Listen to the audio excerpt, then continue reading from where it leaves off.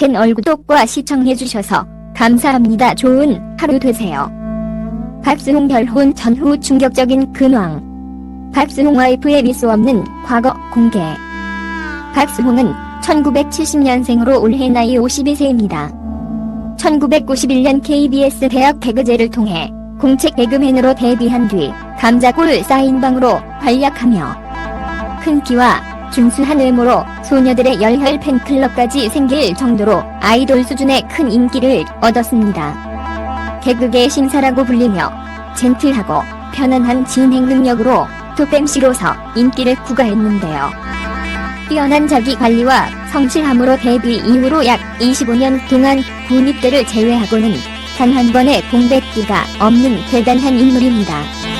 이는 유재석, 강호동, 신동엽과 같은 탑 MC들도 못 해본 대단한 커리어라고 하네요. 현재는 코미디 연기보다는 방송 진행에 더 주력하고 있습니다.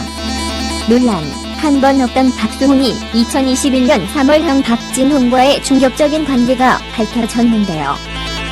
바로 박수홍이 결혼을 못한 자연의 이유가 진형과 그의 형수 때문이었다는 것이었습니다. 박수홍은 데뷔할 때부터 최근까지 무려 30년에 달하는 긴 방송 생활 내내 형 박진홍에게 매니지먼트를 맡겨왔다고 합니다. 박수홍의 친구인 몽드드 유정환 회장의 전 여친, 라스베이거스 여행도 같이 간 사이. 소문에 대한 진실. 김다래는 성인이 된 이후 보유한 모든 핸드폰과 자신의 동장 및 출입국 기록 등을 확보해 경찰에 제출했습니다. 먼저 핸드폰 포렌식을 통해 나온 결과는 이랬습니다.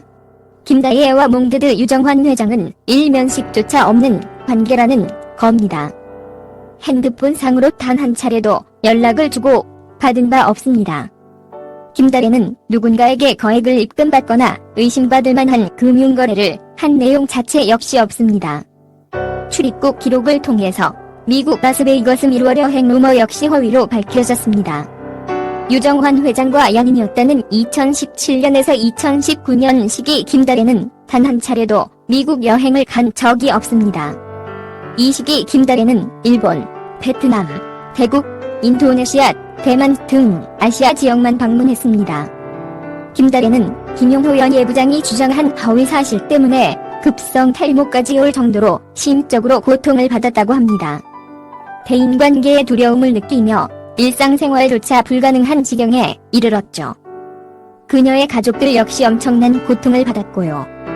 김다래는 결백을 밝히기 위해 그간 보유한 핸드폰, 통장, 출입국 기록까지 모두 경찰에 제출한 겁니다.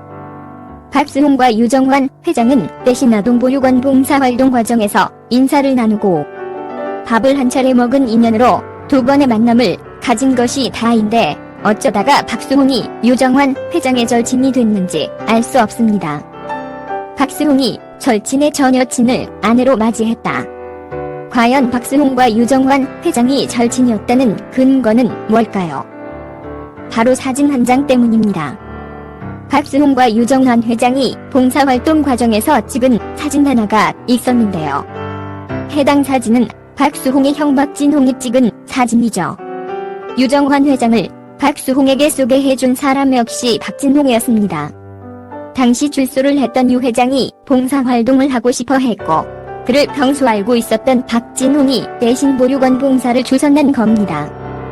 박수홍은 박수홍과 유정환 회장이 절친이며 김다래가 유 회장의 전 여친이다라는 허위 사실을 유포한 배후를 찾아달라고 요청을 한 상태입니다.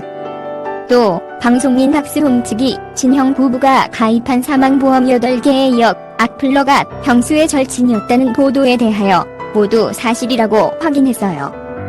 박수홍 측은 사망보험금 수령액이 최대 6억 1천만 원에 달하면서 경찰에 악플러 불송치 결정의 이의를 제기, 재수사가 진행 중이라고 했어요. 이어 보험금의 경우 질병 사망 5억 1천만 원, 상해 사망 6억 1천만 원이 보장금액이지만 질병 사망과 상해 사망이 양립할 수 없으므로 최대 수령액 총액은 6억 1천만 원이라고 확인했어요. 또한 의뢰인에 대한 악플을 작성한 1차 유포자에 대하여 근래 경찰이 불송치 결정을 내렸다면서 이의 제기가 받아들여져 검찰에서 재수사가 진행 중이라고 밝혔습니다.